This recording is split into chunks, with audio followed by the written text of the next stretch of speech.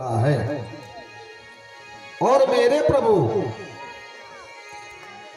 ये गए नारायण, और जब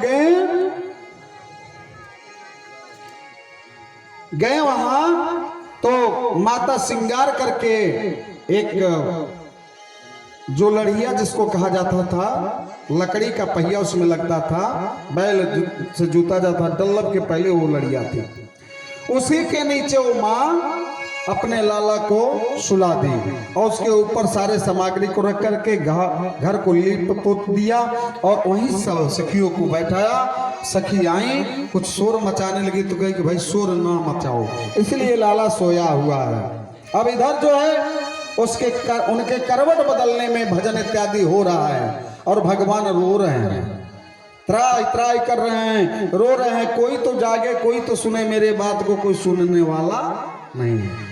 जब तक लाला नहीं होता तब तक चिंता रहता है कि एक तो लाला भगवान दे देते, एक पुत्र तो दे देते, संतान दे देते हैं, और जब संतान हो जाता तो उसको माँ सुला देती है, उसकी बातों को सुनती नहीं जब तक रोता नहीं बालक। अब इधर गीत गवनई चालू है, उधर लाला रो रहे हैं, और जब लाला रोते रोते रोते रोते जब थक गए, मैया कहने कहती हम आपसे प्यार करते हैं लाला, प्रेम रखती हूँ, आपको बहुत मानती हूँ। अब ये सब गा रही हैं, हमारे बतिया को कोई सुन नहीं रहा। बस लाला ने एक पांव उठाया और उस सकड़ जो था उसको टन दे मारा, और जो ही पैर से मारा वो लड़िया जो ऊपर गई और उधर से आकर के लड़िया धड़ाम से गिरी, सब फूट फाट गया। बोलिए वृंदावन बिहारी लाल की। अब सब लोग क्या होगा, ऐसी उपद्रव कैसे हो रहा है प्रभु? तो देखे लोगों ने जाकर, तो दो लड़के थे वहां खेल रहे थे, और नंद बाबा जसोदा दोनों लोग गई, बालक को हाथ में ले ली, और दोनों लड़के आ गए, मैया एक बात बताऊं? हाँ बताओ, क्या कहना चाहते हो? मैया जब आप लोग भजन गा रहे थे, गीत आदि गा रहे थे, तो लाला रो रहा था, आप लोगों ने इनको देखा नहीं, तो लाला ने अपने पैर को उछाला, और जब पैर उछाला तो सगड़ जो है ऊपर गया और ऊपर से आके टूट फाट गया। मैया ने कही भांग पी लिए हो, आके मदिरा पी लिए हो? इतना छोटा लाला कहीं पैर से उड़ा सकता है? ये प्रभु की कृपा है, सब लोग नहीं जान सकते हैं, मानो लीला प्रभु कर रहे हैं।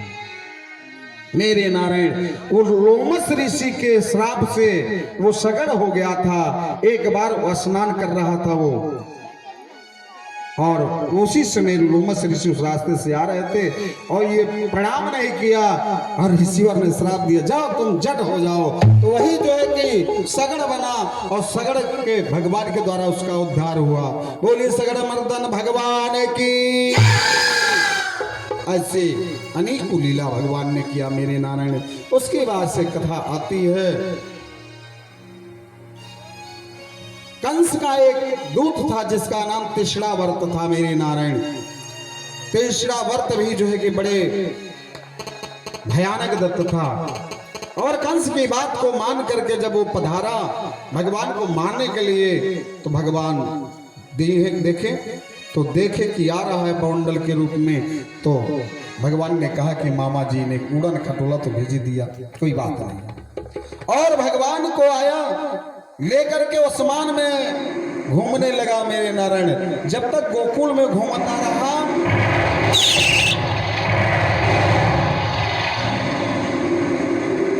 तब भगवान की लीला चलती रही, लेकिन जब गोकुल से मथुरा के लिए चल दिया मेरे प्रभु पौंडल, तो भगवान ने सोच लिया कि अब इसको रोकना ही पड़ेगा, और भगवान ने अपना भार बढ़ाना शुरू कर दिया।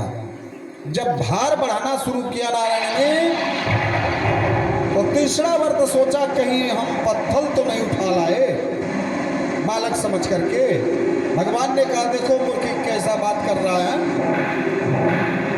मेरे अंदर ये पत्थर देख रहा है, और मेरे भक्त पत्थर के अंदर मुझको देखते हैं। और तीसरा व्रत का मर्दन किया मेरे भगवान ने।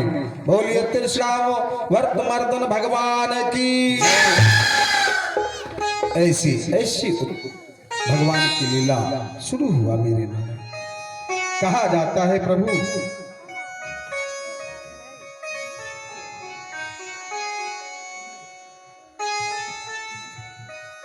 भगवान की लीला अनेकों है। उसके बाद से मेरे नारायण प्रभु जी का लालन पालन हो रहा था। उसी समय गर्गाचार्य जी गोकुल में पधारे। नंद बाबा गर्गाचार्य जी का स्वागत किया और कहा, हे विप्रदेव, हम यही सोचते हैं कि आपके द्वारा इन दोनों बालक का नामकरण हो जाए। ठीक है, अगर आप सोच रहे हैं तो बढ़िया बात है, लेकिन नामकरण होगा तो नंद जी धूमधाम से नहीं होगा। यदि धूमधाम से होगा प्रभु तो एक बात जान लीजिए, कंस जान जाएगा और मारने की व्यवस्था सोचने लगेगा इनको। नंद जी ने कहा कि ठीक है, जैसी गुरुवर आपकी इच्छा, जैसे आप कहिए उसी तरह से नामकरण हो जाए। तो गुरु जी ने कहा, इसको दोनों बालक को भेजो। कहां? गौशाला में हम नामकरण करेंगे। गौशाला में इधर माँ रोहिणी और माँ जसोदा दोनों अपने में वापस में बात की कि बहन एक बात जान लो, गर्गाचार्य जी आए हुए हैं नामकरण करने के लिए, और मैं सुनी हूं कि बड़े विद्वान हैं, जरा हम लोग इनका परीक्षा ले लें। तो जसोदा ने कही, फिर कहो क्या बात है? कहे कि मेरे लाला को तू ले ले और तेरे लाला को मैं ले ले। दोनों लोग अपने अपने लाला को वरदान प्रदान कर दिए और लेकर के उस गौशाला में पहुंचे। नारायण गर्गाचार्य जी पहुंच रहे हैं और इनका स्वागत हुआ। गौशाला में जब पहुंच गए मेरे प्रभु तो भगवान का दर्शन हुआ। क्या दर्शन था अद्भुत भगवान का। गर्गाचार्य जी भगवान के दर्शन मुख देखते ही उनमें खो गए। इधर मैया दोनों बड़े परेशान कि बाबा तो लगता है समाधि ही लगा लिए। कई बार बाबा को बोलती हैं, बाबा बाबा सुनिए, बाबा सुनिए। गर्गाचार्य जी कुछ बोल नहीं रहे, क्योंकि परमात्मा का अपने हृदय में अवलोकन कर रहे हैं, सामने उनका दर्शन कर रहे हैं। क्या सुंदर झांकी है मेरे नारायण, क्या सुंदर झांकी है। तो मेरे नारायण बड़े ही बोलने पर गर्गाचार्य की ध्यान टूटा। मैया कहो क्या बात है? अरे बाबा हम तो सोचे कि आपका प्राण ही निकल गया, आप एकदम स्थिर हो गए, कम से कम नाम तो रख दीजिए। जी जी जी मैया, जी जी रख दीजिए। लेकिन मैया जसोदा एक बात कहूं? हाँ बाबा कहिए। तुम्हारे गोद में जो पल रहा है, जो गोद में है इस समय, वो रोहिणी का पुत्र है। यशोदा मान गई और इनको दर्शाया, कहा ये रोहिणी का पुत्र है और इसका संकर्षण हुआ है, इसलिए इनका एक नाम संकर्षण रखा जाएगा। और एक नाम, ये बल के सागर होंगे तो इनका नाम बलराम भी रखा जाएगा। नामकरण करते हैं। मैया जसोदा ने कही बन गई बात। अब कैसे हम नाम लेंगे, इतना कठिन बाबा ने नाम बता दिया। तो रोहिणी ने कही, बाबा इधर भी तो देखिए। गर्गाचार्य जी ने उधर देखते हैं, प्रभु क्या सुंदर झांकी है नारायण। तो कहते हैं कि हे रोहिणी मैया, तेरे गोद में जो लाला है वो जसोदा का लाला है। और सुन, वो लाला जसोदा के है, लेकिन कभी ये देवकी के भी लाला है। परमात्मा ने संकेत किया कि बाबा पोल मत खोलिए, जो करना है सो करिए। तो लाला को देख करके उनका नाम रखे कि हे देवी, ये कृष्ण पक्ष में हुए हैं, इसलिए इनका नाम रखा जाएगा कृष्ण। संसार को आकर्षित करेंगे, इनका नाम होगा कृष्णचंद्र भगवान। इनके नाम अनेक अनुपा, भगवान का अनेकों रूप, अनेकों नाम हुए हैं, अनेकों अवतार हुए हैं। तुलसी बाबा भी दर्शाते हैं, नाना भांति राम अवतार,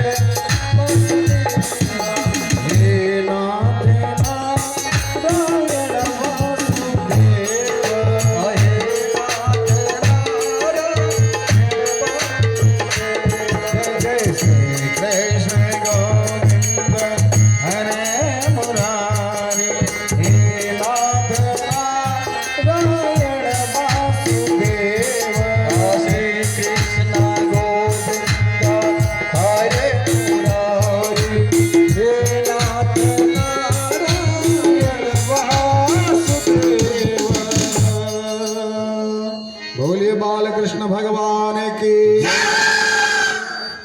भगवान के नामकरण करते हैं, लेकिन मैया अपने नाम से कलुआ बलुआ रखती हैं, बड़ी दुलार पुत्र की करती हैं मेरे नारायण।